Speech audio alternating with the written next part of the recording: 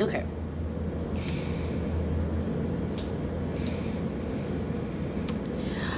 I think what's really bothering me, how much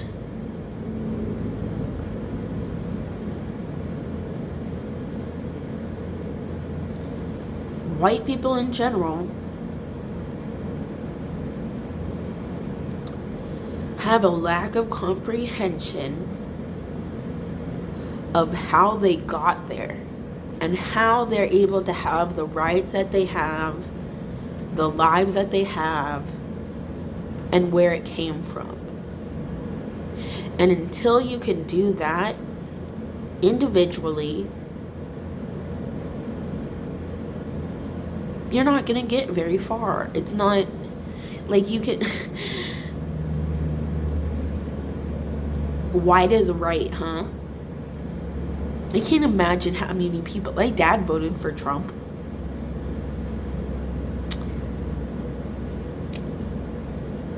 And while he voted for Trump and the other people in my family did as well, I and other adoptees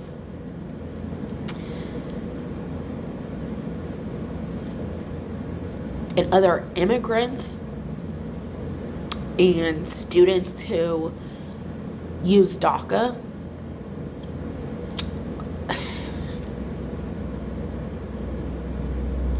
we had a game plan. Because at that time, when you guys, the white people, get to just turn your TV off and I don't want it, it's too much for me. People from ICE,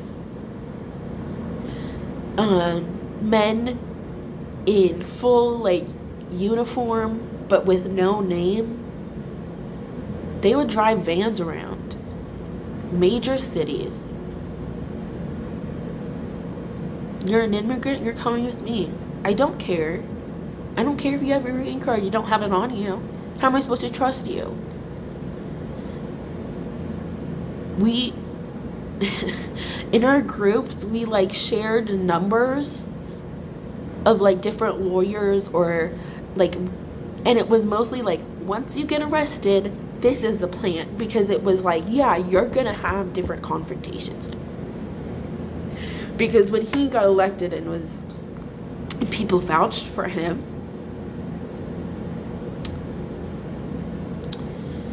they didn't know who he was. You can look at his history. Okay, so his dad had money and gave him a small loan and he was of like $1 billion and now he's $1 billion. Shut the fuck up. Is he someone you would want around your wife? Your kids? Like, it doesn't matter what age. If Trump was there, you were the only one. Hey, 1 second, I'm gonna be out.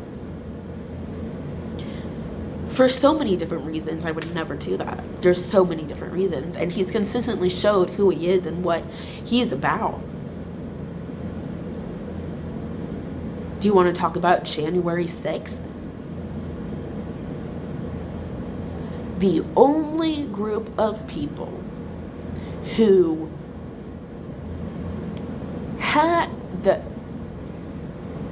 had any right to be mad and to get in the Capitol are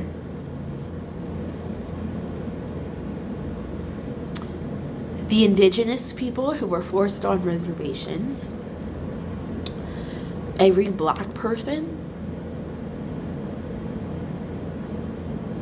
because they built everything. They sacrificed, like, and it wasn't even their choice, dude. Like, I can't, like, different hairstyles of black hair were created so that they could store food in their head, like rice or something. And how they would do like their braids or how to like split it in different directions. They'd use that as maps. to get to the nearest safe person, to how to escape. Almost everything we have right now was invented by a black person. Why don't we know that?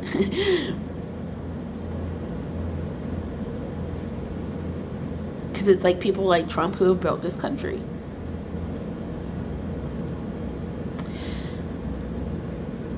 Look at the correlation of when Trump was elected and to today, and talk about Nazis, Proud Boys. There are literally groups of men who now feel comfortable walking around open in public, going to parades, or just, carrying a Nazi flag. It happens in Portland. It happens everywhere. Like, it's... And with George Floyd,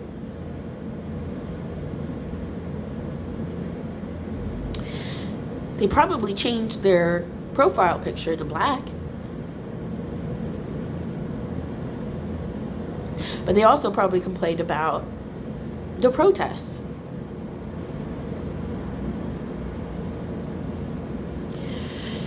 And the police, our police here in Portland and in the other countries, not other countries, states as well, they were using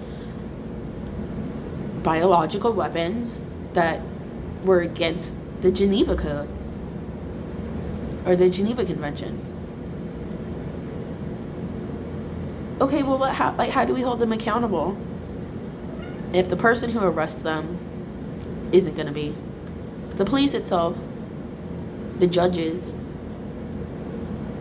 the system? Like, it's...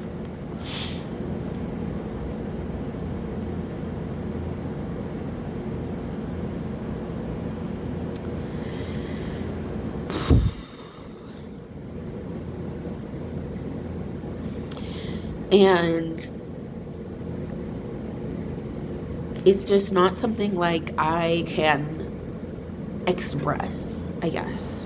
First of all, I don't want to undermine someone's faith. I don't want to hurt them, and I don't want to hurt them like intentionally or like meticulously or like with evil intent, or to I'm right, you're wrong, or I'm smarter, like nothing like that. But I highly doubt anyone else in your life is going to be have the experience that I do and are able to share with you and how to be aware as a white person. Like, there's my teacher for my literary fiction class, nice guy, and he you can tell when white people are trying, and he was like, hello, I'm Andy. I'm a cis white male, he him pronouns, and I will probably make mistakes, but I want you to educate me, to stop me, and he was very aware. And another person I highly commend, Joelle Bradshaw. I lived with her, in the driveway of her house for a couple years. And that's what you would call an ally. No one had to teach her anything, or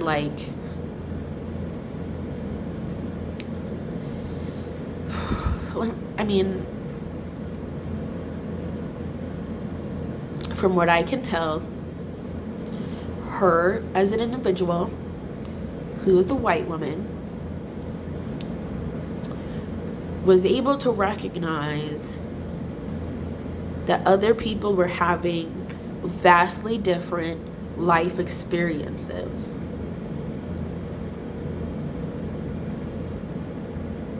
And she learned about them.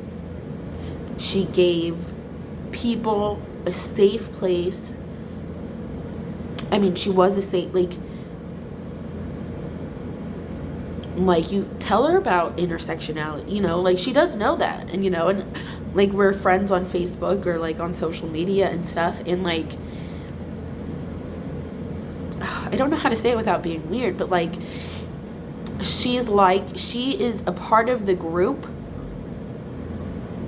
I don't know how to say, like, on my social media, on my Instagram specifically, I have a lot of indigenous people, I have a lot of activists, education people about like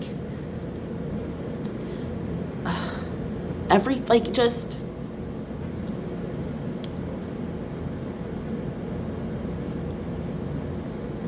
about the genocide going on in Palestine, and how, for whatever reason, Israel has the right to defend themselves. No, you don't. Not like that. Just because you experience a genocide doesn't mean you get to make another genocide. Like, that's not what's happening, dude. And that's because it affects me, people like me, people who look like me, people like genetically who maybe are mine, like, you know, and are experiencing the same like things like that. And Joelle, as a white woman, has chosen to be educated, to learn about it, to ask questions, to keep growing. Like, that's another thing. It's like, someone might be like, I'm like, what is it? I'm like 45 years old. I'm not, why would I change now? Ooh, change? What if it's just presented in, I can't. Oh my God.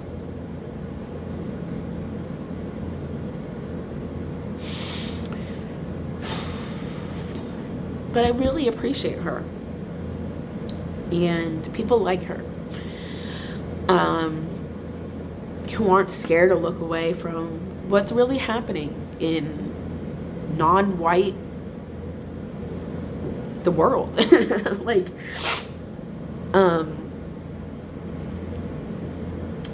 and I was sharing with my mom the other day. I was upset about Arthur, and she was really nice about it.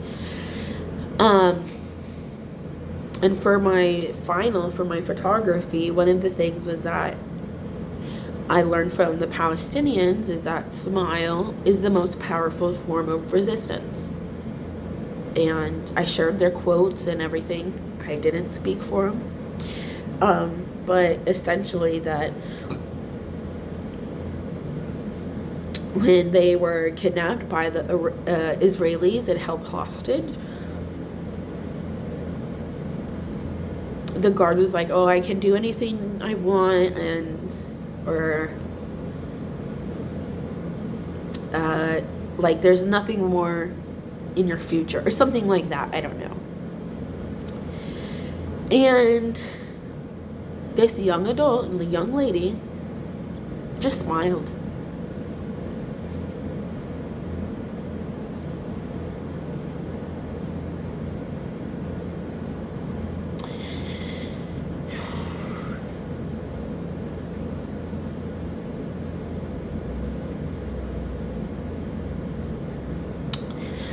The thing is going on, like in Sudan and in the Congo, the DNC,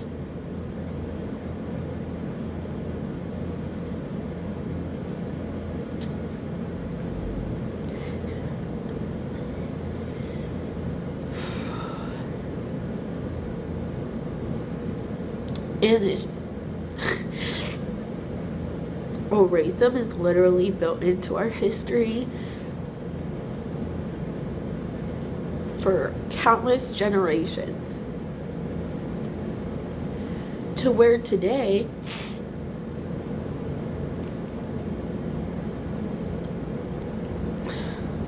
it makes it easier for them to turn away.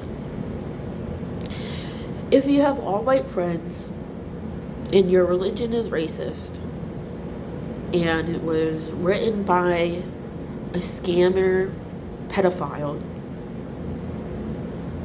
why would you know about what's going on in Palestine?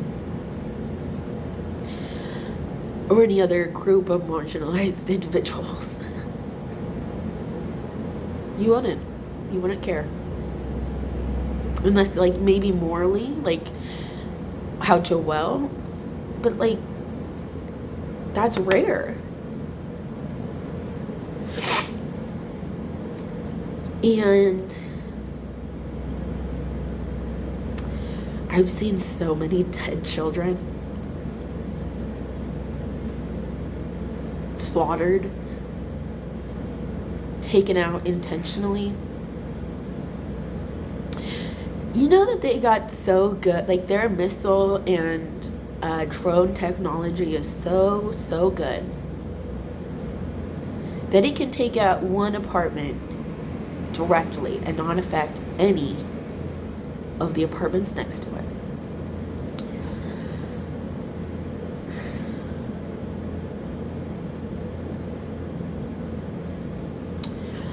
Children are being beheaded. Oh, it's the largest group of children amputees in the history of the world. And let's just be really clear, it didn't just start on October 7th. That's just when we started looking. And that's like TikTok, you know, like funny videos and stuff like, and that it's so crucial of having that kind of take a picture, take a video, and just send it into the ether. And have that access, like, and share it instantly and share it and be able, like, I've just learned so much. I've learned so much from Black people, from Indigenous people, from different communities of advocacy work, like how the Black Panthers, they were the first one who created the free lunch program. And then the government was like embarrassed, like, oh, the Black people are like taking care of our kids and feeding them and shit. We should probably do that.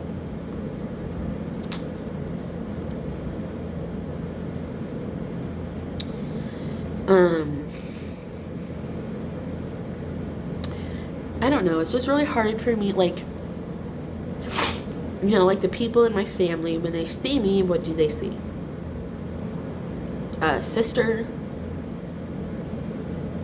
someone in their family, a black sheep.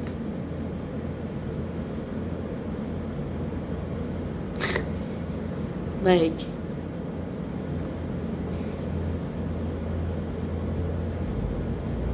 do they think I'm white? I think one of them uses, like, oh, I look white, or like, I think she was trying to, in like, white passing or something like that.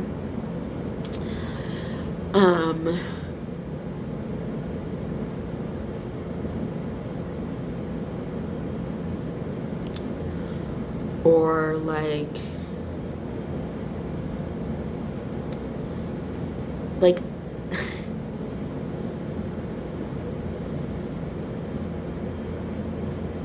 my life started in a really dark place. And that's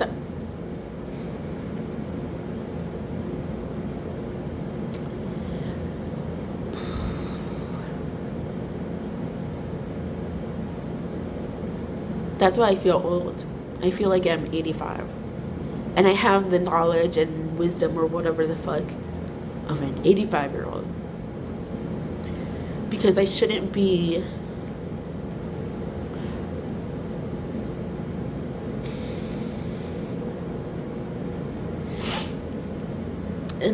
these kind of conversations should have happened a long time ago as a child. as white parents, you should have known that looking different, being from a different place,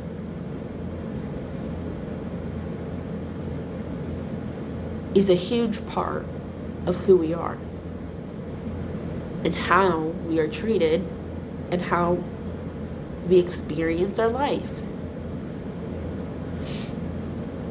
I know they raised it with the intention. We just didn't want to treat you any different. Absolutely. Right? We're not saying out of love, But A, we were different. And B, we should have given the support we needed in order to have a better perception of life, of how, more realistic, a safer version, more understanding. That's why that you felt weird about, it just, so many different smaller things were just diminished or not mentioned, because it's I couldn't explain how that white lady was looking at me, or where are you from? No, but where are you really from? Oh, you speak such good English. Okay. And that's a thing that, with the adoption programs are just, there's no follow-up. And with foster parents or people in CPS, there's not follow-ups either. Until the child's dead.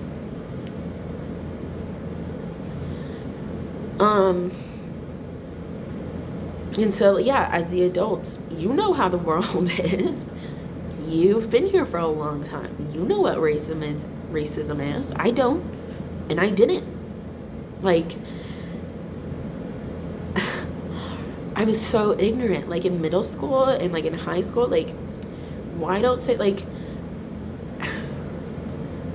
I didn't understand it. It was mostly don't say the N-word. I didn't understand why. And Martin Luther King, that was the extent to it. I didn't know that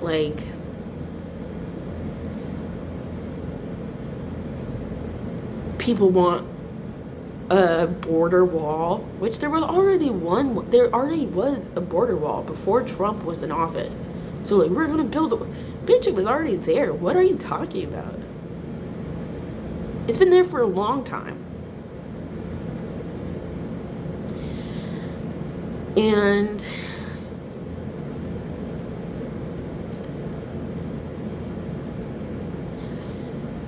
it's these things could have talked about younger, or middle school. I just don't understand. My parents are educated people. And I was trying to tell my mom about Palestine and a genocide, and she's like, oh, I can't watch all that stuff. It makes me too sad. Just turn off the TV.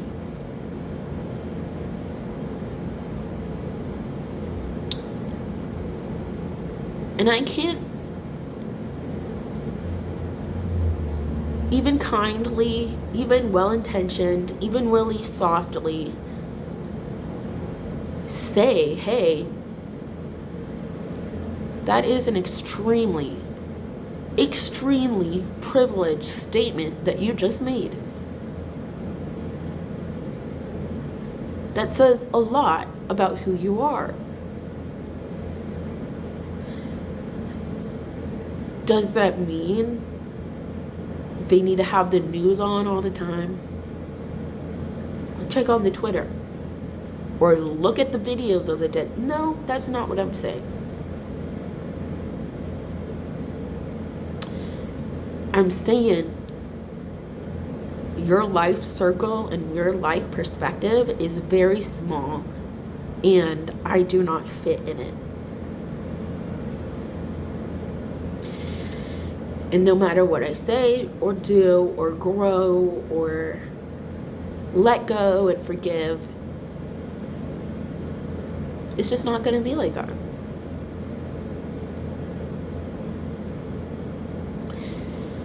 There's not really honesty or vulnerability in my family. Not anything emotional, like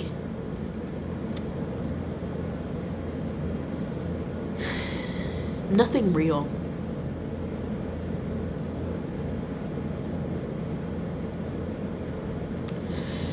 And it hurts because they have children.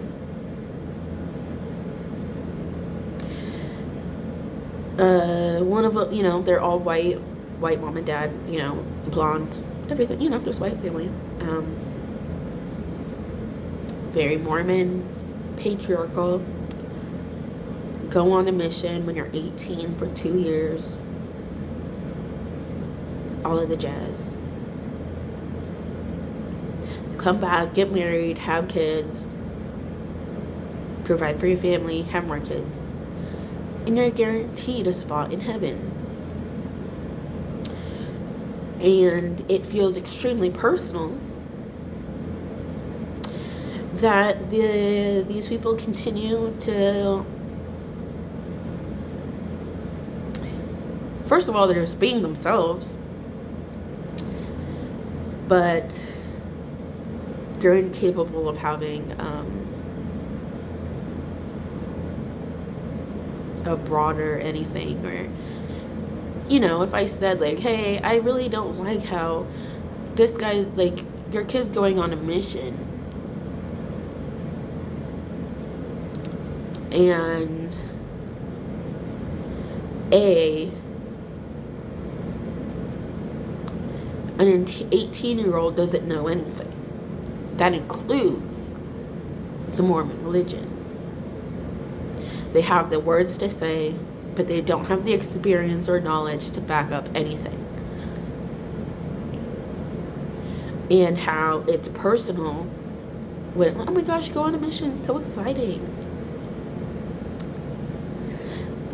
Missionaries literally killed so many indigenous people by just coming in, by being sick, and then literally wiping us out. But they're doing a good thing. They're trying to. Have you ever seen a Jewish missionary?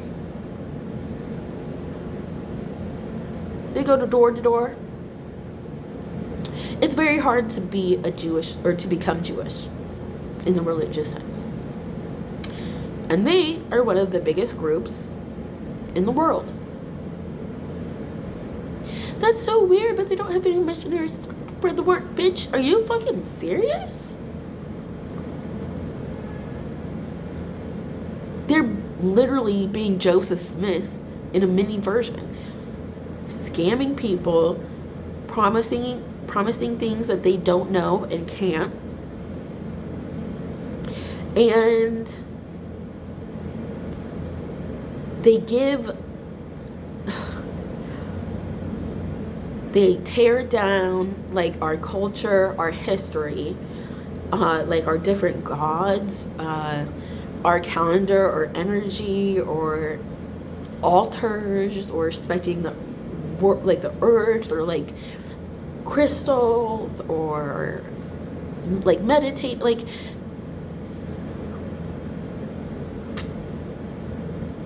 but right, you have this little book,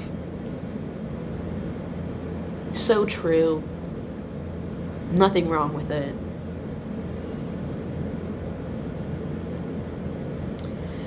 It's just real personal. And I was so worried for my other nephews and nieces because they are mixed children, and you can see it, like, and it was like during the time where there was the Asian hate rhetoric. Literally, an old Asian man getting beaten in the street, murder, hate crimes.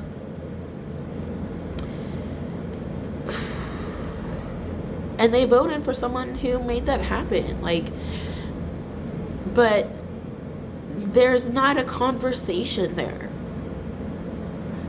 of the cops might mess with you.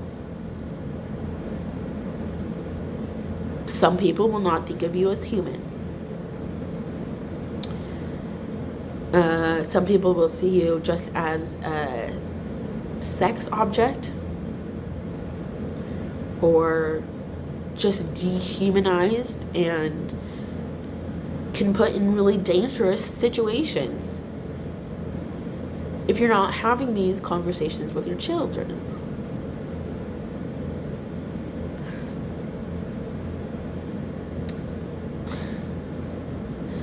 From the Black people that I know,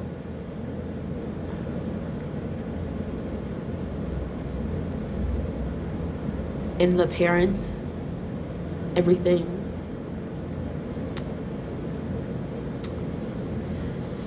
they teach their toddler, as soon as they can walk and understand and comprehend, they get that talk. If a police officer comes up to you, do not run. Hands in the air, it's real things that they will deal with as they grow up. And it's not a scare tactic. Eventually, sometime, we grow up and are in the world alone. And we only have our experience and what we were taught. And if you're not taught the police are safe, you can always call them, they won't hurt you. Sonia Massey, she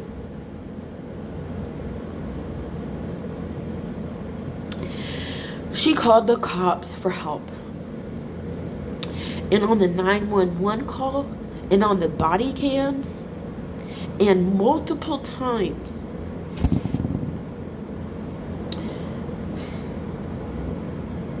like, please don't shoot me. I'm asking for help, please. Don't shoot me.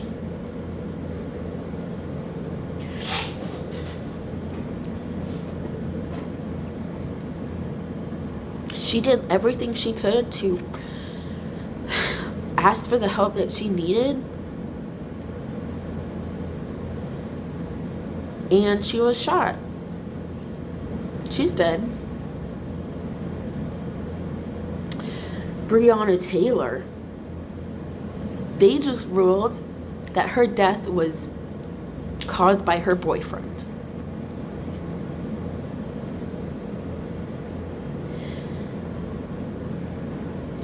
Look them all up.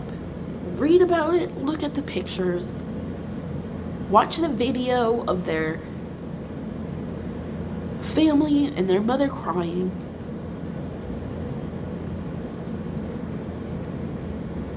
And that should make you want to be a better person, to learn more. How can I make a difference? How can I use my privilege and in a better way? What can I do to make this community safe? Does this happen here? Yes, it does happen here.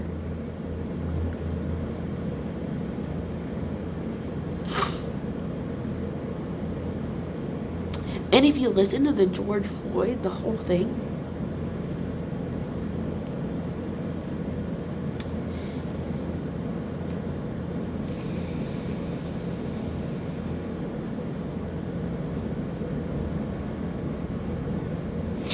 he was calling for his mom. He wanted his mom.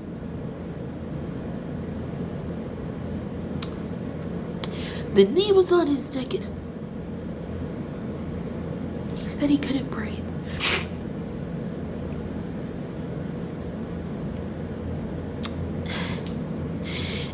And that's my reality.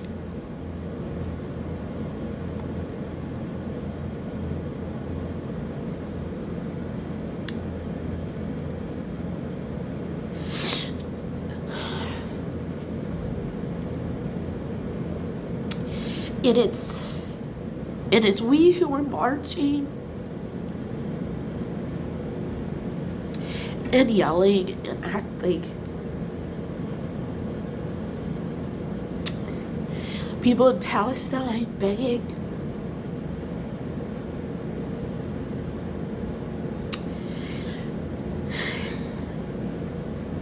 People have lost generations of their family overnight.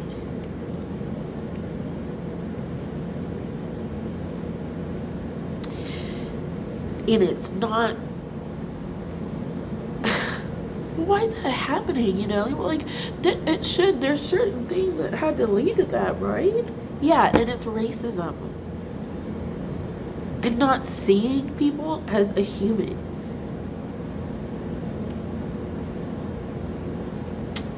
Like, we've sent so much money to Israel. There's so many videos of children in Palestine that are holding up bombs from America, made from America. The food aid that they sent in, you know, they tried to send it in like with like a parachute. They released them over the water. So most of them were not received, and the ones that were, multiple people were killed trying to swim out and grab them. Some even hit, like as they were coming down, hit people and killed them. The Israelis are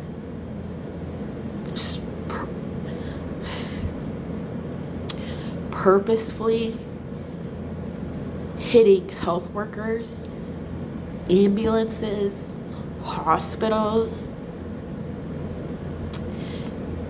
The things that they're like, oh, what was it? It's some sort of some sort of chemical, and it's like it makes a flash, but it burns really, really, really, really hot.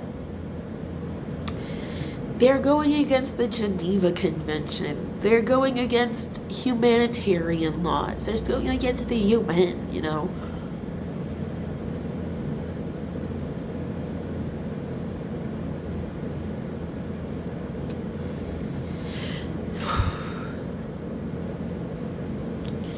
And it's hard to just explain that, you know, well, I'm having a hard time dealing with Arthur. I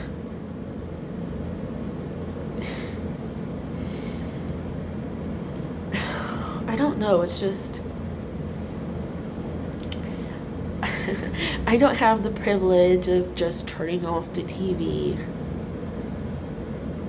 or anything like that. I have to be careful of protecting myself while I'm out in public or on the bus. Men are fucking disgusting.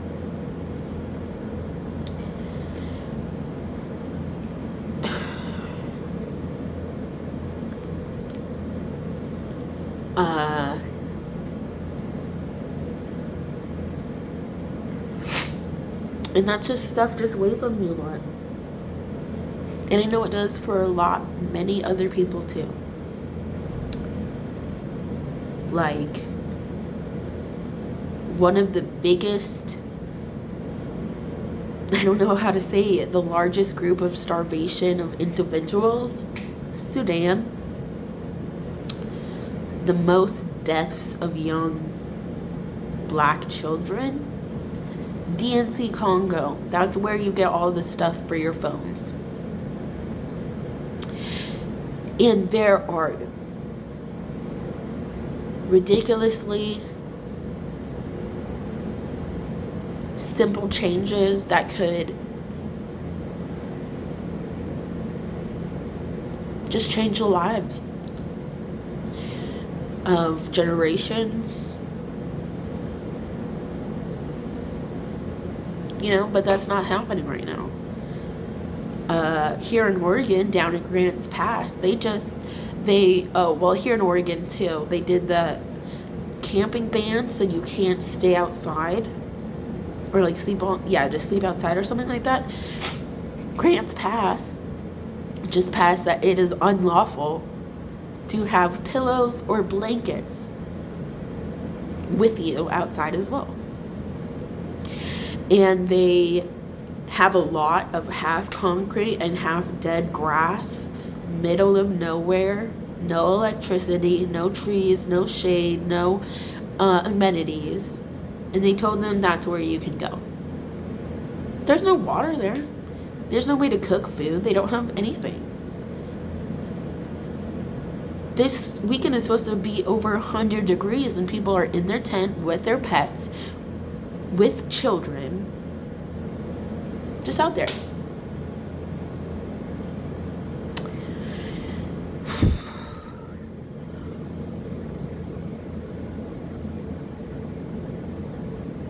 You know, being an indigenous Mayan woman is hard here. Because how I was raised, you know, there's one God. It's a guy. He did everything. I don't know one fucking man capable of growing anything or creating anything. Do you think a man created this universe? Women are the only people who can create. We literally can create other humans inside our body. And so a lot of it's like, so I'm praying up to a white God, dude. And in the Mormonism and stuff like that, Jesus is fucking white.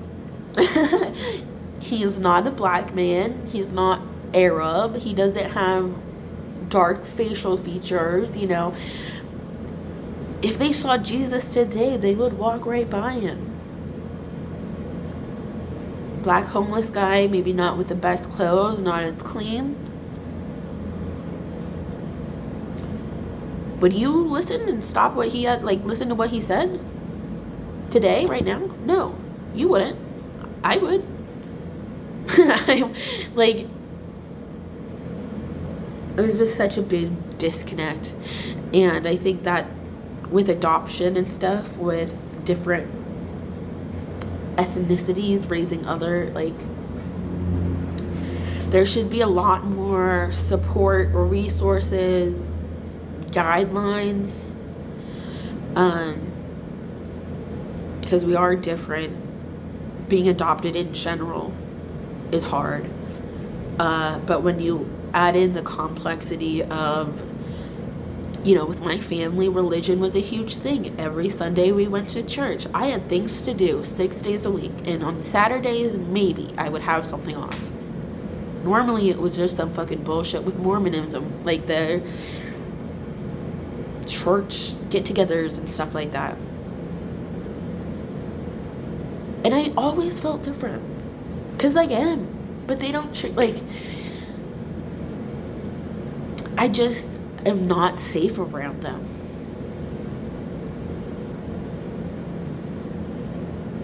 Like,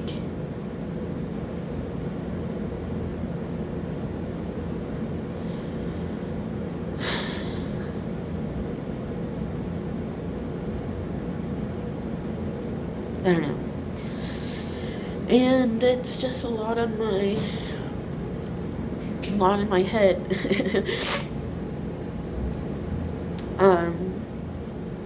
And tonight, because, like, reach out for help. I have like 2 chairs. I have a rocking chair. I have one big table my cats use. Where is it? Hold on. Water fountain on another table. I have a small one right here and my desk. That's it.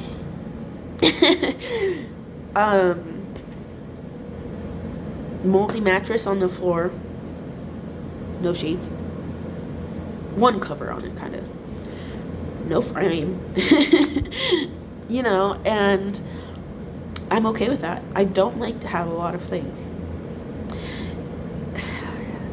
Because what made it home, me and my 4 cats. And now that there's 3 cats and me, I don't like it. I don't like it here anymore. It doesn't feel like home. It's fucking empty. It's not cozy.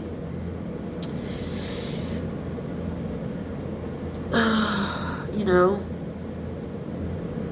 if someone comes over, like my dad, he gets the one good chair. Wood chairs, you know. And I made a list of things that Grace needs to be successful at college, or to continue to be successful at college. Things like a mattress, bed frame, table, lamps. I think I have 3 lamps, but we don't have like a main one except for in the kitchen. So, yeah, like a couch or something. And it's not like the material or any, like, it's like, if it's used, if it's broken, I'll fix it. Or, you know, that, like, let me borrow it for a little bit, like a table or some shit. Because I don't know how to make it feel like a home anymore without Arthur.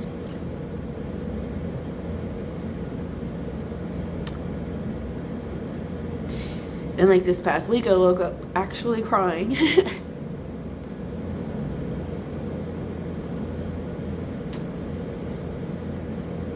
Like, Arthur was my soulmate.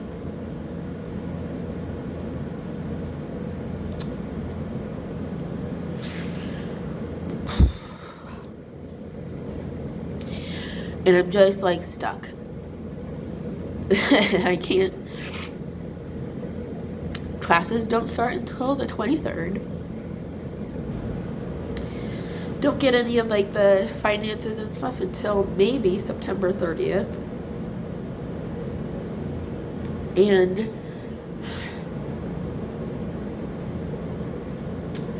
I'll probably have to ask my dad to help with rent.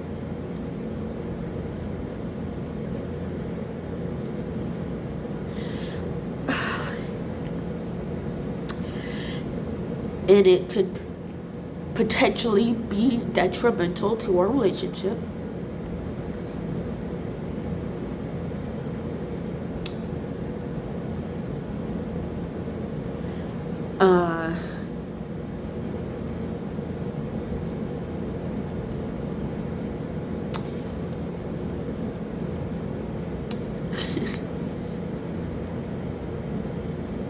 I've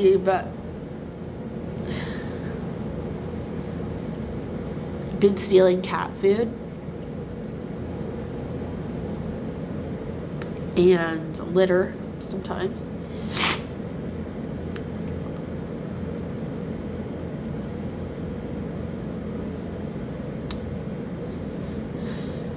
I have a hard time changing the litter boxes.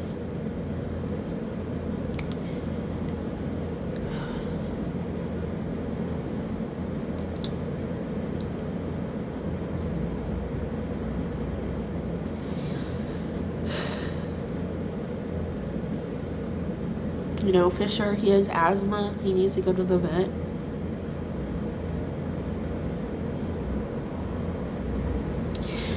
And I want to do it, and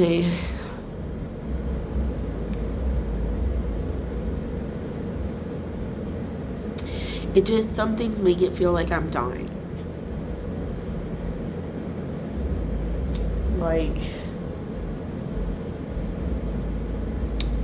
I don't know. I have ADHD meds now, which help, you know.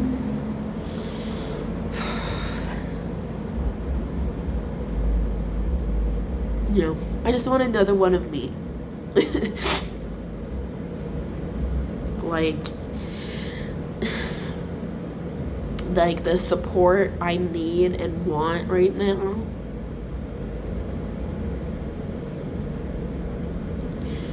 It's like only I can do that, and it's not like a great feeling. Proud of yourself. Thank you. And I asked for help, like, one of my things, I don't know, unless someone's coming over, like my friend, I'm not gonna clean. And that's an issue. And I asked my dad, like, a couple weeks ago if he could come over and just, like, sit and work, and then I can clean, and I can do that. I don't know why. But I could tell that he has other things that he's focusing on right now that are important to him. And if they're important to him, they're important to me. And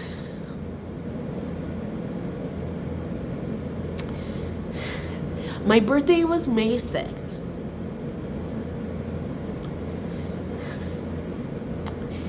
And we were supposed to go to the Oregon coast. I love Cannon Beach so much. I'd live there if I could. And funny thing, recently I learned that with my Ancestry.com thing or whatever, like they can track like bloodlines or like the movement of whatever the fuck, you know. My ancestors, they came down from Canada, and Cannon Beach was a huge part of their history. Some, you know, continued in, some just stayed. And because I was like looking at, like, sometimes you get like a new DNA match or something, but it, like, on that, Cannon Beach was there, and I was like, that's fucking weird. What am I, this is like for genealogy or some shit, like. So I clicked on it, and it was like, no, the people in your history were there, stayed there. They were a big part of everything.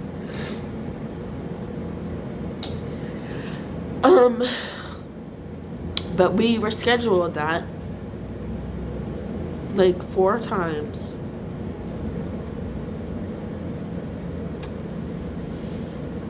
And since I sold my car, and I'm not going to spend like $400 for a rental car, and I don't want to take the train either. You know, and that's okay.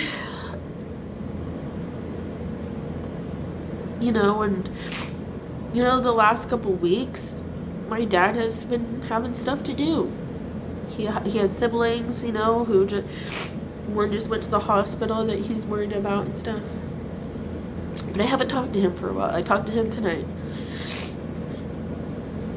Because, like, I texted him a couple times and he just didn't respond. And I was like, tonight, I was like, do you want to come over for dinner?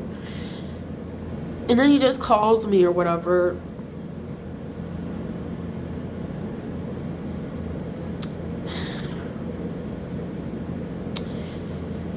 I can just tell.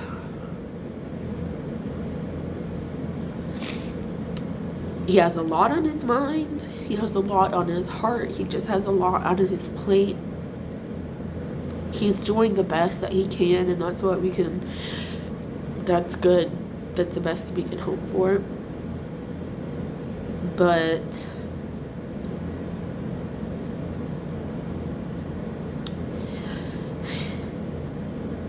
I was trying to ask for help.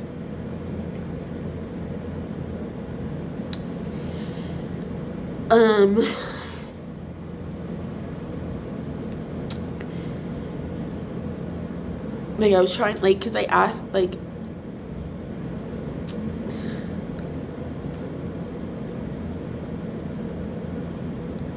I was trying to say, like, I need, like, help.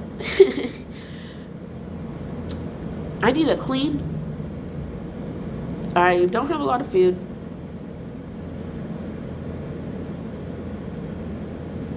Kind of lonely.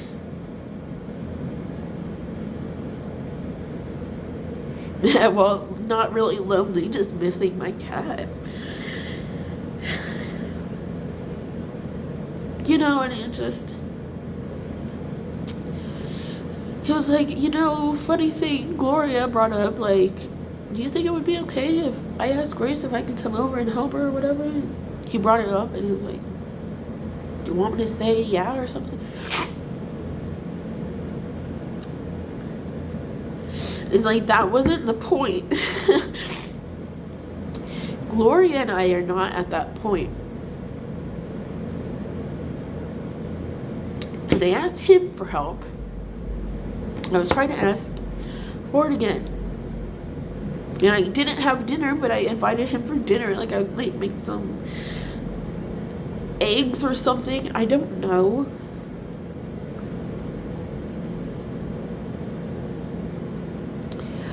And then, you know, he shared, because he likes to keep everyone up to date, you know, about his family. He shared about his sister Lynn, my Aunt Lynn, and some medical things. And he got the news today that she's like headed home and everything. And, you know, he was really worried about that.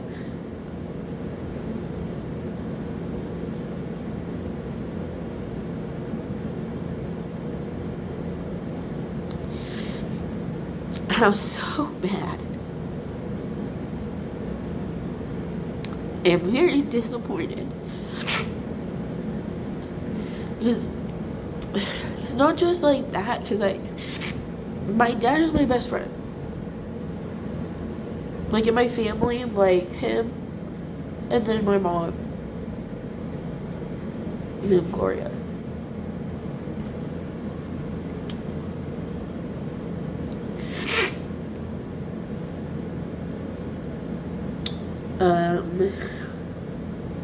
And it just hurt, and he was like, I can't, you know, maybe not dinner tonight, you know, like, let's do about, like, next week.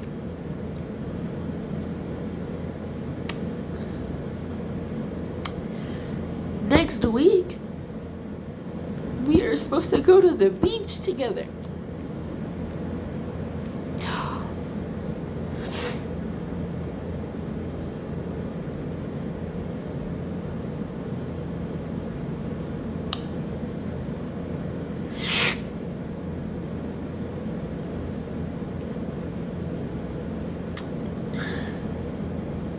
And it just hurt because I was just looking forward to it, and like, if he forgot and like he's busy and he has other things to worry about, he has other children and other family who need him.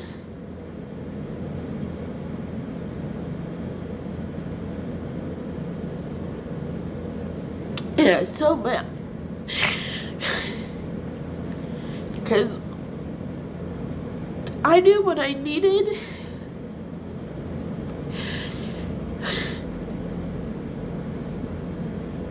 But I could sense, you know, just he didn't have like this space in that moment, you know, like listen or talk to, like, he would try, you know, his best and stuff, but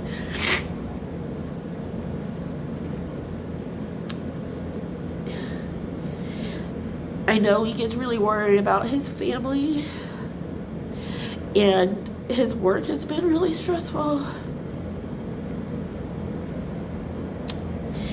And I'm like mad at myself for like needing help or like being a burden or like I don't want to take any energy from anybody else. Like, if, you know, my sister Jenny is going through stuff, I don't want to take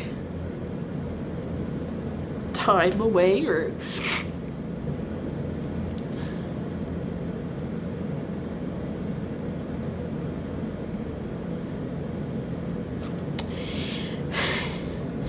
and my Arthur, he's buried on my dad's property.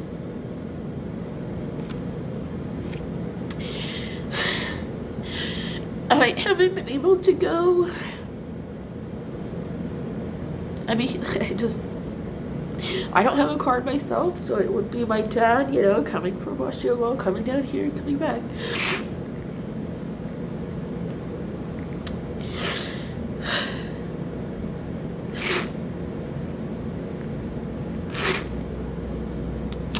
And I cried for an hour.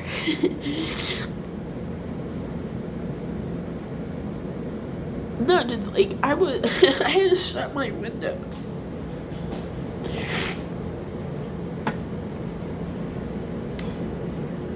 I don't know, it's just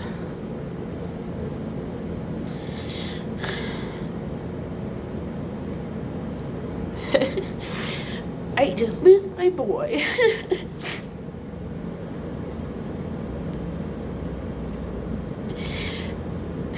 And another cat, not a kitten, not anything like that, because it's just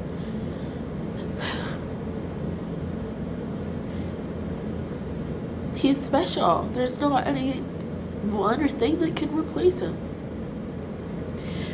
So it's just accepting, you know, like we are a family of 4, still 5, you know, but I just don't want to do anything.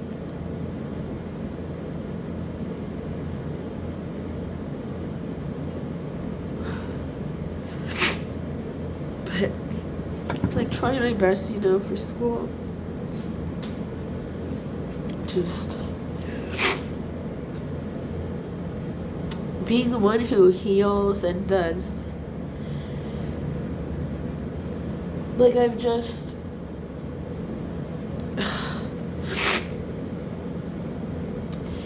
before I had like therapy and was like didn't know I had abandonment issues or whatever the fuck, all of this stuff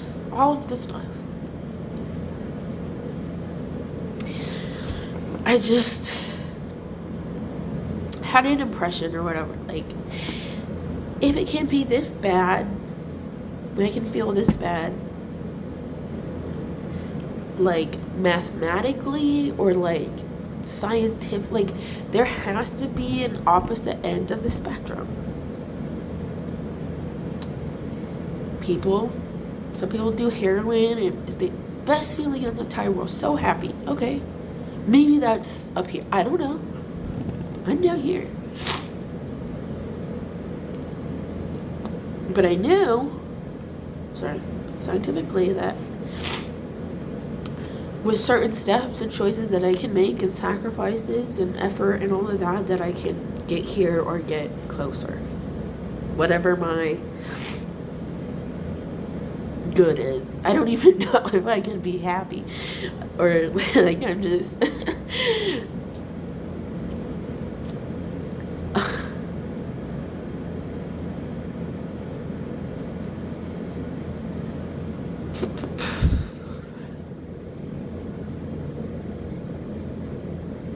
I kind of forgot what I was talking about.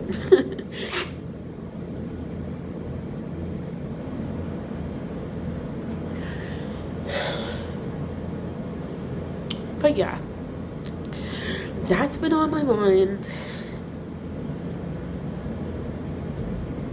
And I made like a little list or rough draft of like if I were to write this out. But sometimes it's nice just talking in it.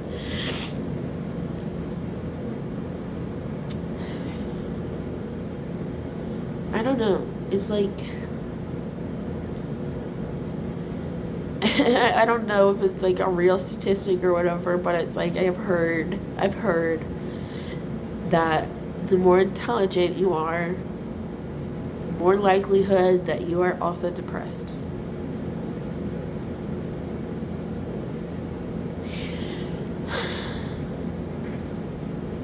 I don't want to psychoanalyze my fucking parents.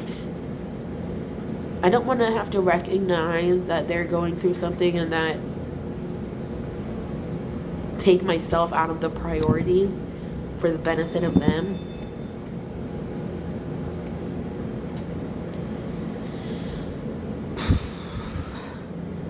It's very tiring, and I'm tired.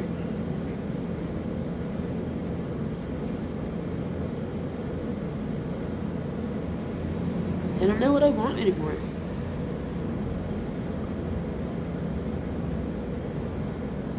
Like, I have a small idea. Okay, have fun in a couple years, get there. I'm dying right now. Tell me how to get there tomorrow.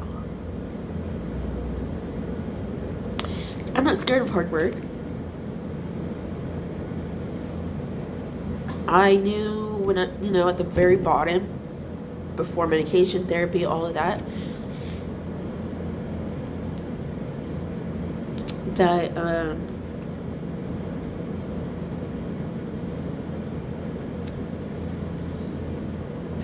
I was worth it to give it a try. Was I scared to look at the deepest parts of myself? Yeah. It's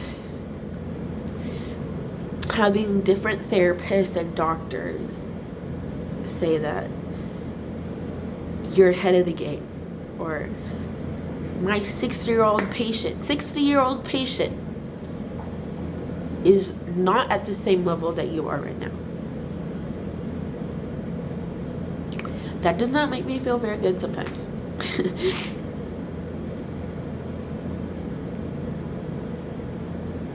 Like,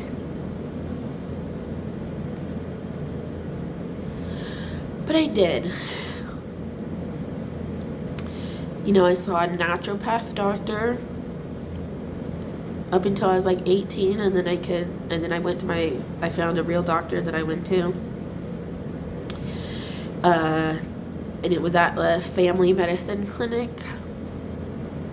And I looked over the files and everything. And I went there once a month for like a year and a half. I did not have any support. First time like talking about medication with my parents. No. Not like they said no, but it's just like, damn, don't feel sad. Like, they have gone a lot. That was many, many, many years ago. But yeah, I've tried probably over 20 medications over the years at like, I don't know, like bupropion or something like that. And then I try the dosage of that.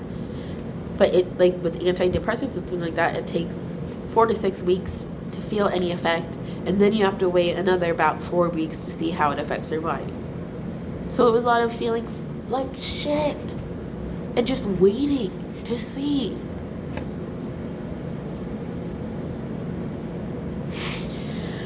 But they really saved me. They saved my life. The one doctor that I had left, and I was introduced to their other doctor, and she was amazing.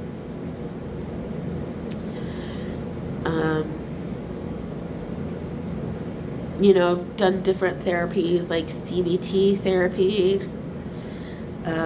just talk therapy. Both of those are real short periods. I'm sure it helped, but during the pandemic,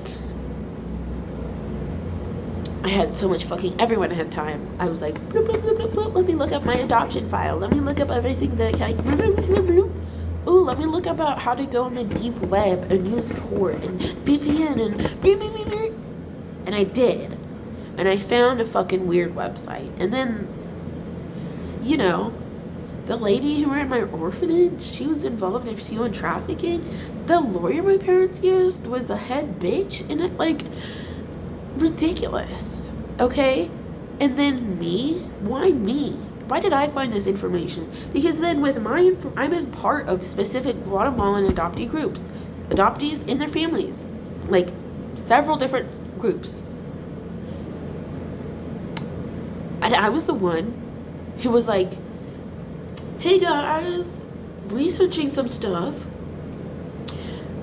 This lady and this and this and this, most likely we were all from like a human trafficking ring.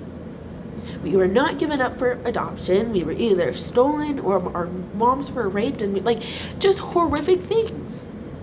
Documented, like legal documents, statements from lawyers, local journalists, things from their court system, from our court system, from the U.S. government. There's the UN reports about it, and police statements, and there's so much information. And then hey, here you go. I'm so, like, you could be a product of rape. Your mom might have wanted to keep you and was placed in a bed, like, damn. And that was fucked up. And once I learned that, you know, I had, like, my medications and stuff like that, but I was like, damn, this is real fucked up, and it's fucking my brain up so much. Like, I can't do, what the fuck? I need help. And that's when I was researching, like, with my insurance, or like, mental health, trauma, I don't know. And then I found this one in Portland, and it's a specific trauma treatment center. I wrote them. I matched their guidelines. I was accepted as a patient. You know, I've done, like, group therapy before, EMDR therapy, which is, like, one of the best things I've ever done. And just, like, the awareness of trauma and long-term trauma, and the difference between PTSD and CPTSD, and just everything. And it would have been so amazing if I could have gotten that as a child and was able to kind of continue, like, yeah. But I'm there now, and I've been for a couple of years, and yeah, I chose it, you know, and it's made lots of sacrifices, lots of changes, like who I hang out with or who I want to be friends with. Looking at things from, like, a much healthier perspective. Like, I didn't have a healthy perspective. You know, if you have a dysfunctional family, you're raised like that, that is the idea that you have. It takes work and focus and intention to recognize and start to undo that, but then also to build a stronger foundation within myself. It takes years, dude. I have my own pharmacy, like,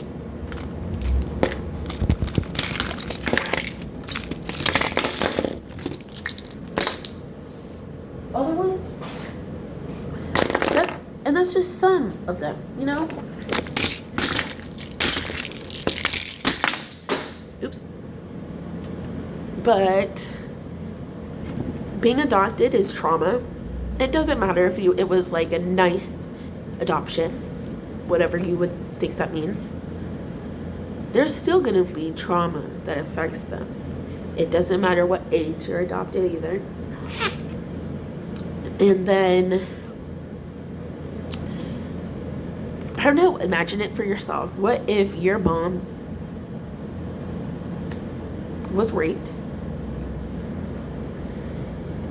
had her baby stolen?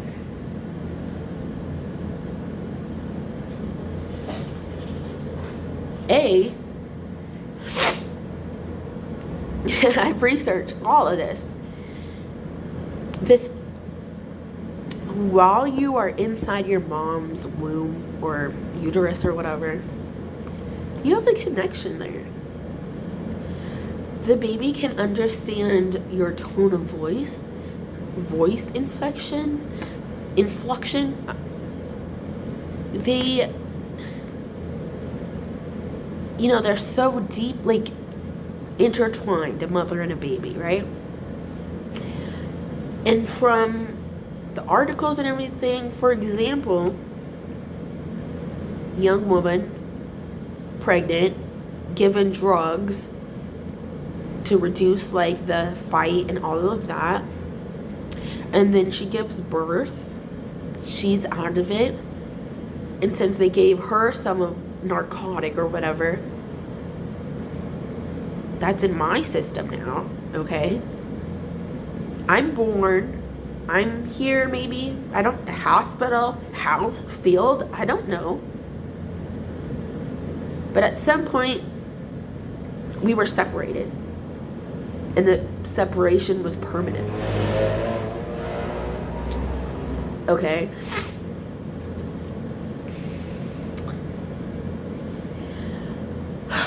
And for a baby, the development of a child at that age, as animals, as in, like, it's so deeply natural. I'm a baby, where's my mom? Okay? But you're separated, and you're separated permanently for extended amount of time. So first, even if you don't remember it, that memory or not, your body still recognizes, like, your nervous system, spiritually, if you like, emotionally. It doesn't matter if we don't have the capability of, like, this is, I'm a baby and I'm sad because you don't have the capacity to understand it, but it's still in your body. It's still proven. It still literally changes your brain and how you develop. Because now the baby has an irregular nervous system. They don't know how to regulate themselves. There's nothing comforting them. No one around them is speaking their language. They're wearing different clothes. They smell different. The food's different.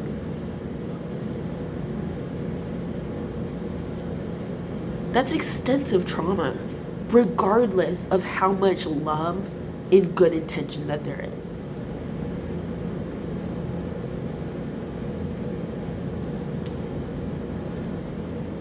That's just the facts. Adoption is trauma. They are the same. And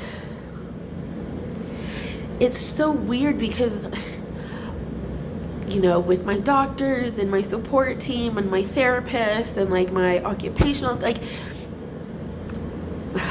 you're doing so good. I'm so proud of you. Look at your progress. All of this. Wonderful. And I can see it, and I'm wonderful. Heck yeah.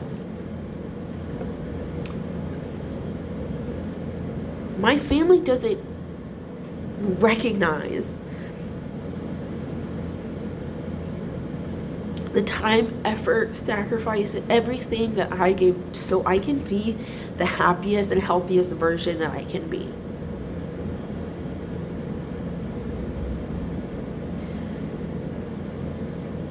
It's going to be different than your life. And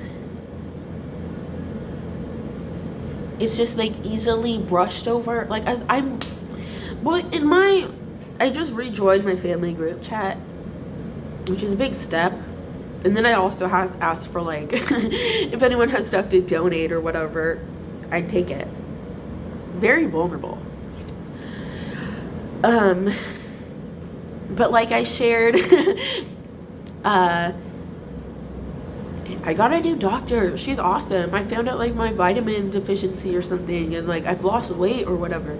And then I talk about, like, my school, like a couple paragraphs, just an update. Like I said, update, and then I passed my classes. I got B's.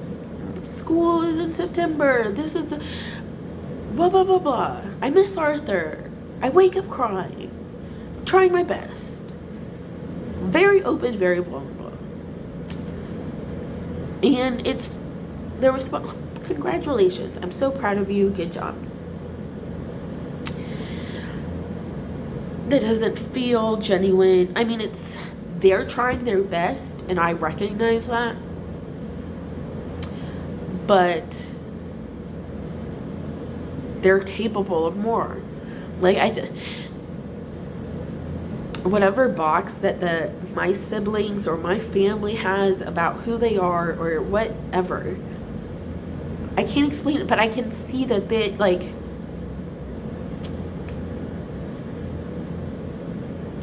there's so many opportunities of growth, but it has to be a choice, you know.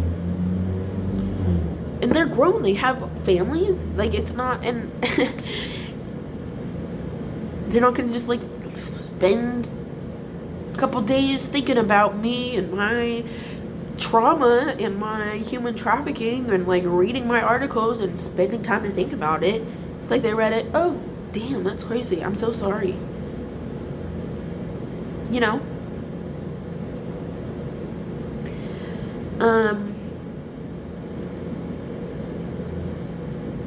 Yeah, I'm like let's talk about everything now, like.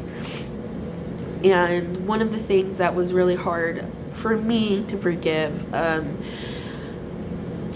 many years ago, it was after my sister's wedding. Gabrielle, she married Debbie, very cute, very good in a wedding. I cried while I was up there, like yeah, when she was walking down the aisle, I was like, oh my god.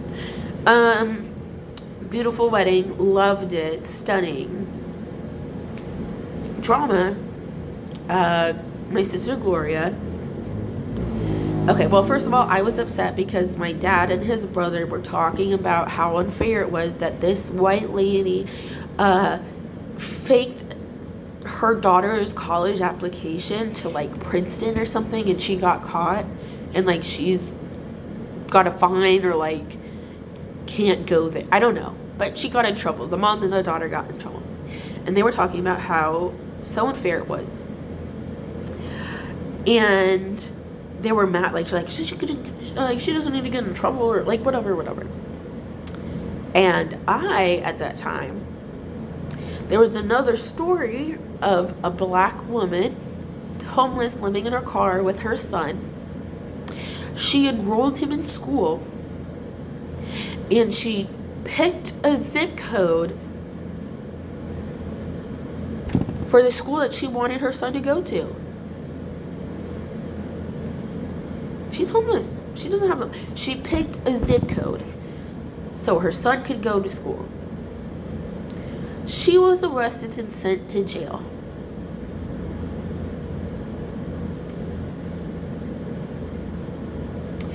And that difference between me and like I didn't talk to them about it because it was just complicated for me. You know, and I was really upset, and Gloria, you know, like I went upstairs because the wedding was literally the next day, and I was really upset and stuff, and I was just crying. Like I wasn't like angry, I was just like, damn, like there's just a huge disparity.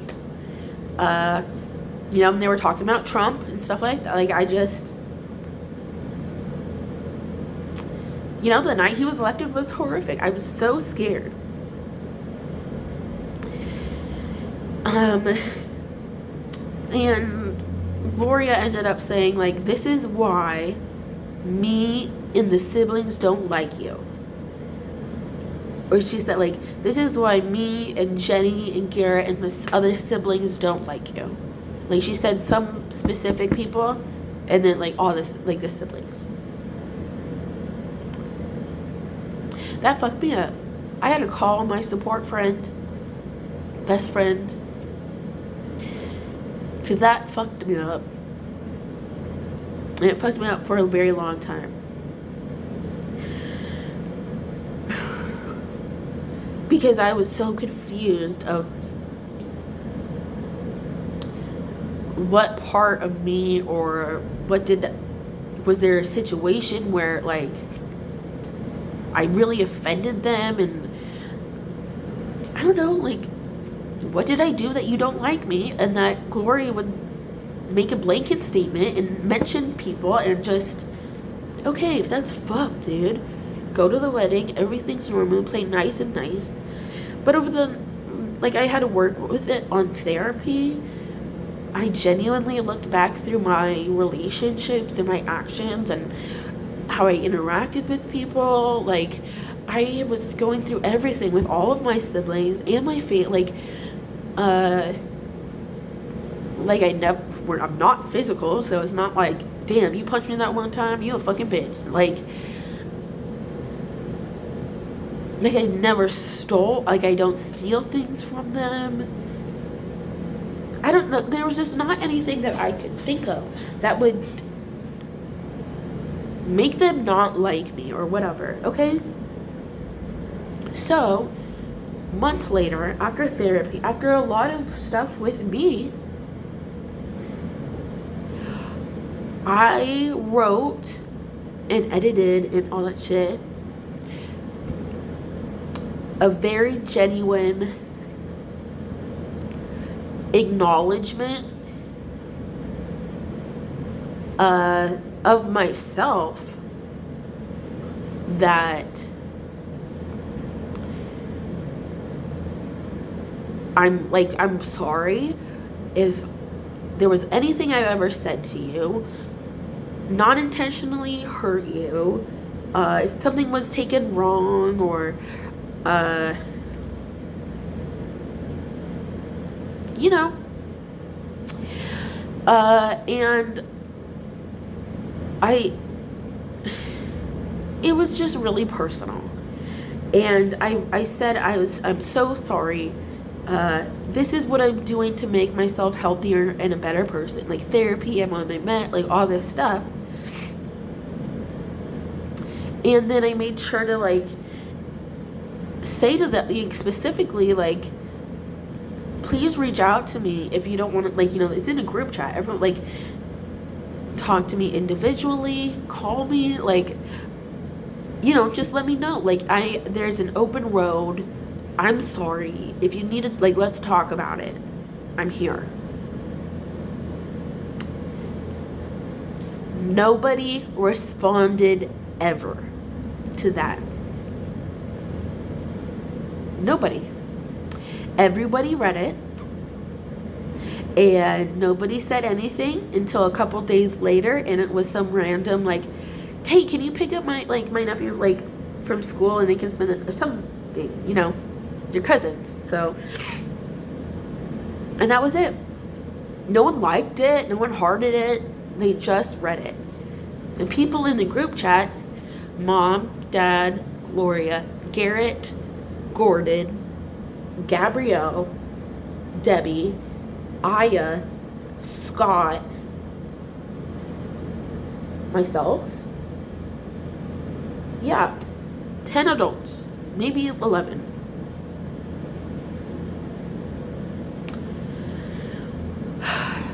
So there's inconsistency of who they think they are and how they are. If you think that you are a good person, a good friend, a good sister, a good like whatever, and you think that, you know, you try your best and like you morally try to do the right thing and everything, and someone in your family comes to you very sincerely and, you know, makes amends, tries to make, like, I made him, like,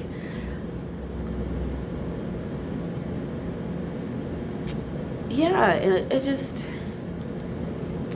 it doesn't matter, like, if I don't want to be friends with them or anything, but if someone texted me, like, an ex-friend or something, and was just, this has been weighing on me, like, I don't know if you even remember it, but that one time, you know, like, I'm sorry, I, like, was mad that day, or whatever, like, to be in the spot, to apologize, to recognize yourself, to hold yourself accountable, to actually do the thing, write it down, and send it. Those are all very hard things to do. They're very emotional, personal. You're very vulnerable. Okay? And that's what I see if someone sent me something like that. And I would just say thank you. Like, thank you for thinking. It's like, thank you, like, for growing as a person and having the respect for me to come back and have an apology or clear the air or open a road for, like, a kind discussion. Like, it hurt and it bothers me. I forgave myself. Like, it was like 2019 or something. But now it's just, why would I? And then I took myself out of the group chat.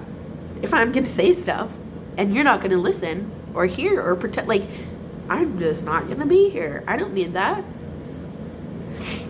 So it was very intentional and a hard decision. A good decision, but yeah, I made my, like, a couple of weeks, like, after Arthur died, I was like, I'm in the group chat now. I'm fucking sad. And if anything, me and my mom have been getting along a lot better. Like, we're good. And that's crazy. So, like, I don't know. Like, with my dad, he's put in a lot of effort into understanding me, my background, who I am. He's there, like, through the process. So he's like at the worst, at the best, at the in between, you know. And so I can appreciate him and love him, and because he respects me. And it might not be how I want, the exact way I want to be respected, but he does respect me. He does consider me. You know, like with the Gloria thing, he knows that things aren't always the best with her, you know, and so he approached it in a way that I can accept it, I guess, if that makes sense.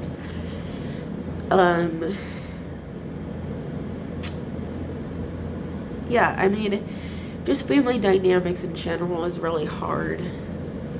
And when you, like, learn about yourself, and once you start researching and looking into it, and just this, like, that's a healthy family, that's a healthy relationship, that's how people communicate healthily. But what the F, dude? You just be talking to your mom like that? Like, that's crazy to me, dude. That's crazy. Yeah, I don't know. It's just, why am I in this family? Like, there's another adoptee. He's written books. He's like love him. I'm sorry, don't remember his name. But a lot of things that you're met with is like, oh, you should be grateful. You're grateful. Your life would have sucked. You need to be grateful.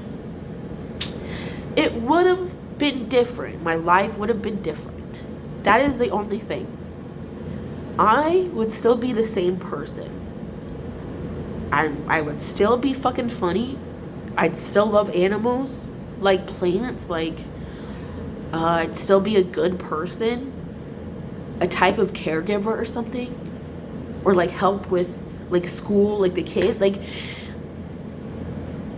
it wouldn't be better or worse. It just would have been different. And I don't need to be grateful for any of that. I was not included in the decision. My birth mother was not considered in the decision. I was a little bit. And somehow, you know, an agent's like, some couple came down to Guatemala. Oh, cute baby, dude. Did they have a book of pictures? Were there other girl, like, how did they, you know, and they had the amount of money that they wanted, they made the background, like, whatever. None of that had to do with me.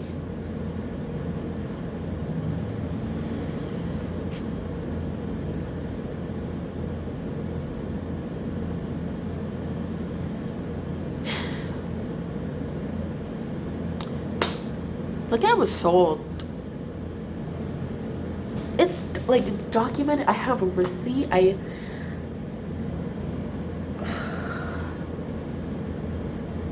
don't know. It just sucks because I'm 27. Yes, I can talk to other adoptees, but also it's not always the best. Especially if you're not at, like, I learned that it's kind of rare to, I don't know, do all this healing at a young age. Like with my therapist and stuff, it's just like, they're like, oh, you're so freaking young, and you're like, whatever.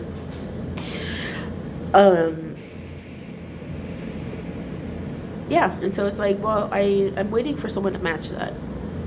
Like, I need to, like, duplicate myself. If I had another one of me, dude, ooh, bitch, you'd never see me again. Best friend for life, and I would, don't talk to me ever again. I got another Grace, dude. Easy. I'm having so much fun.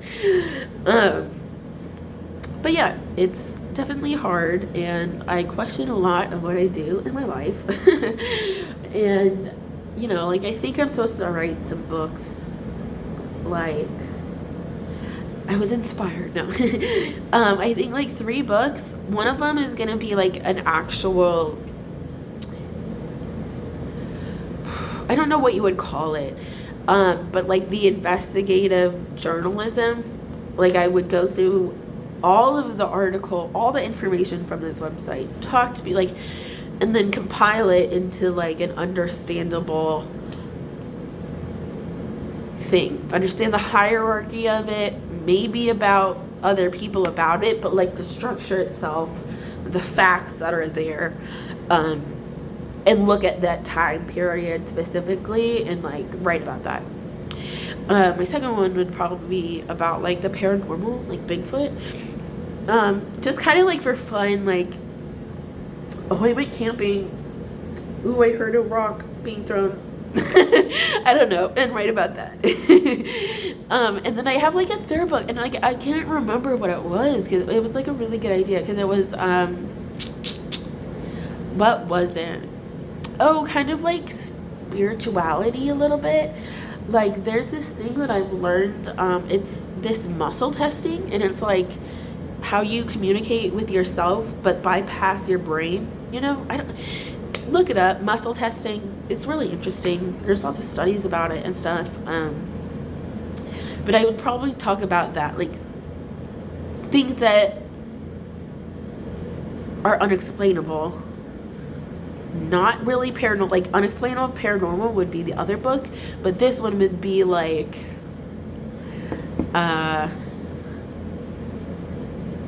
yeah, just exploring that, like different spiritual gifts, like how people have certain dreams, or like they can, you know, like how you, like, oh, someone's gonna call me or something, and then they call you, or the song you're thinking of is on the radio, like that, but like that specifically, and other things. I think that would be really interesting to kind of compile different stories. And then maybe my mom wrote a book for love of a child when I was really young, me and Gloria, about adoption, about like adoptive mothers and their stories a little bit. And I think I would like to, it's not a parody, I don't know what the word is, what is it called when you like a song, like you say something and then there's a reaction, like I don't know, like a compliment to her book.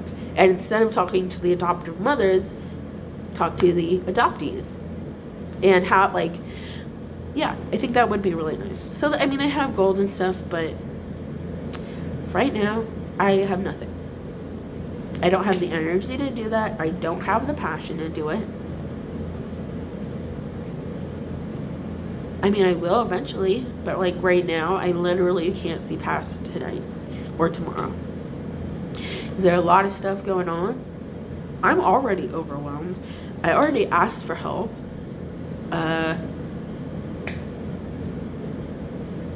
Didn't get what I need or want. And that fucked me up. That's fucked me up. I'm still fucked up. Obviously, because I've been talking for like 2 or 3 hours now. But I couldn't write it because it's too, like, my brain's too fast for like my fingers. And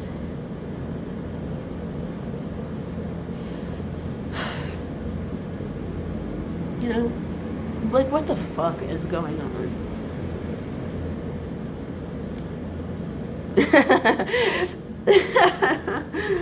Oh my god. The water makes the frogs gay. Okay, I'm done. Yeah, okay, bye.